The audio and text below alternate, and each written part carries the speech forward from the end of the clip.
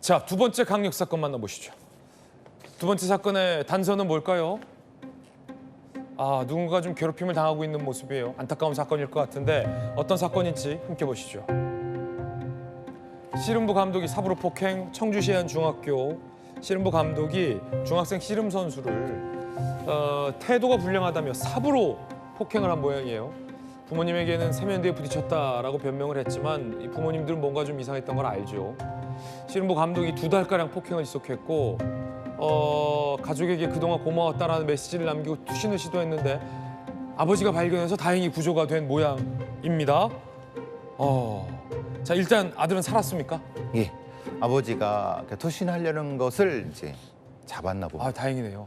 근데 그 부모의 심정이 어떻겠습니까? 예. 자신의 자식이 그 자살을 하려고 하는 거를 잡은 그 부모의 마음이 너무나 안타깝고, 근데 이제 지금 스포츠 지도자의 자질 문제가 지금 걸리는 것 같습니다.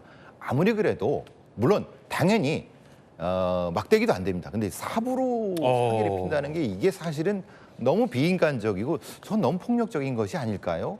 저 부분은 분명히 이 법적으로 처벌을 받아야 될 거라고 생각되는데요. 근데 이제 중요한 거는 중학생 정도의 나이는 가스라이팅이 됐기 때문에 이걸 가지고 맞았다고 그 부모님이나 아니 학교에 얘기를 못 합니다. 그렇죠. 왜냐하면 이미 어떤 지배하에 있고 생사여탈권이 다 있습니다. 보통 저 정도의 그 위치에 있는 경우는 함부로 이제 뭐 항의도 못 하고. 그러니까 이제 그 상태이기 때문에 좀 오래 간 거죠. 몇 달 간 거죠. 더 이상 간 거고요.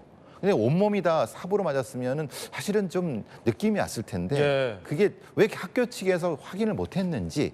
근데 보통 아시다시피 저런 경우는 학교 쪽에서 일임해입니다. 지도자한테 다. 그러니까 그런 일이 있어도 알아서 다 처리하도록 하니까 저런 일이 벌어지는 것이 아닐까라고 하는 추정이 됩니다. 황당한 건 교육 당국의 태도입니다. 학교와 교육 당국의 태도 함께 보시죠. 부모님들이 이제 신고를 했어요. 경북도 교육청 산하의 위센터 학교폭력 대응 담당인데 신고 당시 다른 사건이 있으니 기다려달라. 학교 측은 폭행 사실과 병원 치료 여부를 전혀 몰랐다. 감독의 보고나 상해보험 처리가 없었다. 라는 해명을 했다고 합니다. 이게 할 말입니까? 그러니까요. 학교 측에서는 전혀 몰랐다.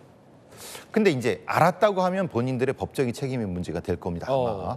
그리고 지금 저건 스포츠 윤리센터라든가 교육청에 분명히 신고가 돼서 처리가 돼야 되는 부분인데 그럼요.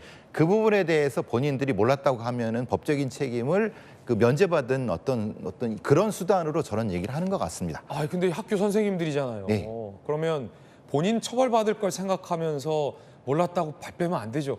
학교가 몰랐던 것에 대한 책임은 없는지 통렬한 반성이 있어야 하는 대목 아닙니까? 당연하죠. 근데 이제 학생한테만 다 책임을 미루는 거죠.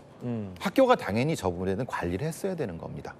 일주마다 아니라도 매일매일이라는 아니라 하더라도 확인해서 상처가 나고 애가 좀 이상하라면 당연히 면담을 해야 되는데 전적으로 그것에 대한 모든 거를 감독한테 맡겨두니까 저런 일이 벌어지는 거죠. 네. 만약에 이 지속적인 폭행이 사실로 이제 다 드러나고 인정이 된다면 해당 씨름 감독은 처벌받은 수 당연히 처벌받고 상해죄라든가 다른 여러 가지 부분에서 처벌을 받고 지도자 자격도 박탈됩니다. 네. 그리고 관련된 부분에 있어서는 민사적인 책임도 져야 되는 거고요. 그렇군요. 자, 강력반 두 가지 사건 파헤쳐 봤습니다.